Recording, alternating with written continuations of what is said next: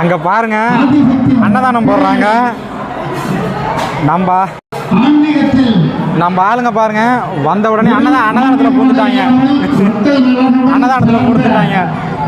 கேட்டால் உணவு தான் கோவில் அப்படின்ட்டாங்க. அதனால் இப்போ அன்னதானத்துக்காண்டி வெயிட் பண்ணுறோம். புளியோதரை இன்னொரு கரண்டி வாங்கலான்னு ஃபீல் பண்ணுறாரு தம்பி.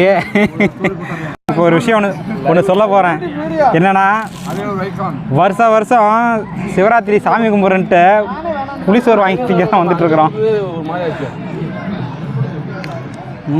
சூப்பர்,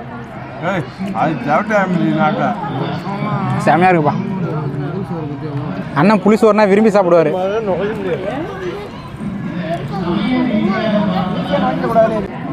என்ன இளையராஜா, இன்னொரு ரவுண்டு போறியா? ஒவ்வொரு கோயிலையும் என்னென்ன ஸ்பெஷல் போடுறாங்களோ எல்லாத்தையும் சாப்பிட்டாகணும். ஒவ்வொரு இடத்துலையும் ஒவ்வொரு சிறப்பாக இருக்கும்.